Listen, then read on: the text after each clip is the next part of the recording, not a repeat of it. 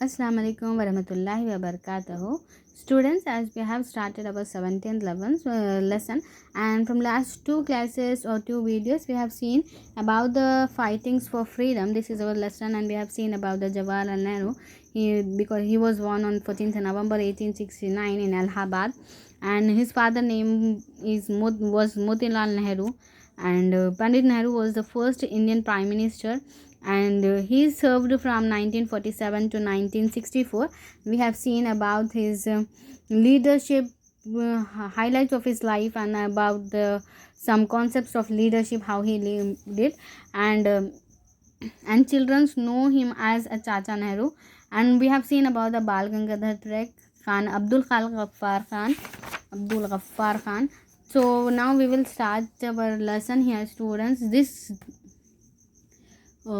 continuation we will do it, and we will see about the Bhagat Singh. See, this is a Bhagat Singh. He was born on 27th September 1907 in Layalpur.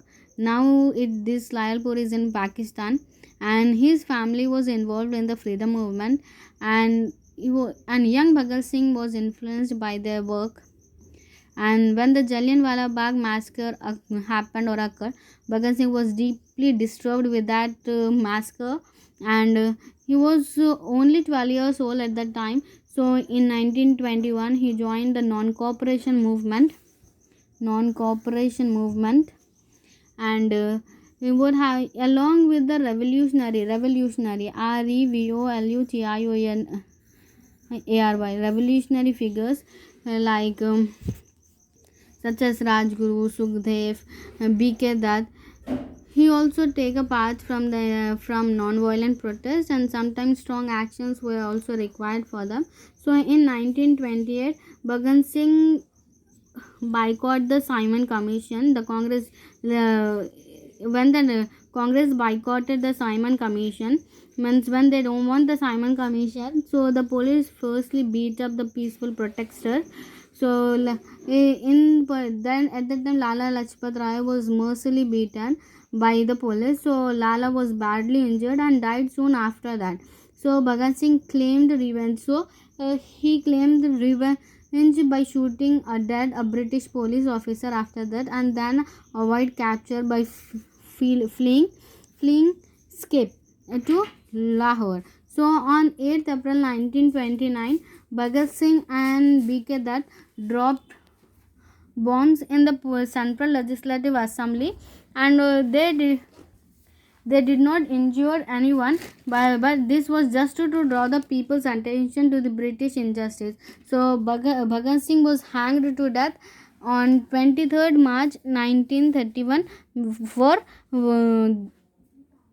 because he dropped a bomb in the Central Legislative. For that crime, he was for that incident they hanged the Bhagat Singh to the death on 23rd March 1931.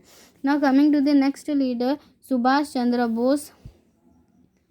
So Subhash Chandra Bose is popularly known as Netaji, or we can say as a leader.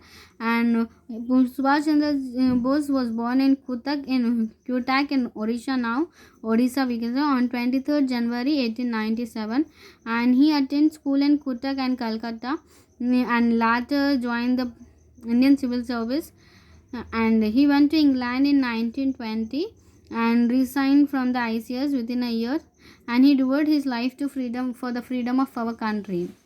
And Netaji went on to become an important member of Indian National Congress, and twice become its president also. And Netaji admired Gandhiji, and he did not believe the freedom could be achieved by using only non-violent process.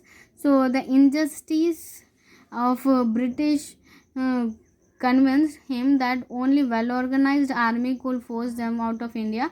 So World War II proved an opportunity to Netaji, and in 1941, after the start of the World War, Netaji disguised him as a Pathan and escaped through Afghanistan to the USSR, and then to Germany and Japan, and to see when Japanese support, he formed the Azad Hind Fauj also.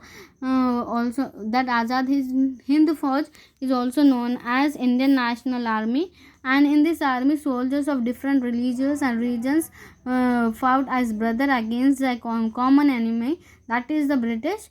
And Netaji encouraged women to participate in that and formed all women unit, and from that Azad Hind Fauj called the Rani Jhansi Bridge, and at the Azad Hind Fauj fought with a great valor.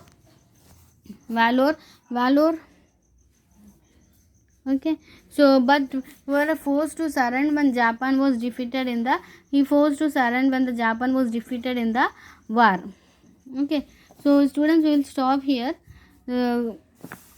Practice the hard words. Thank you.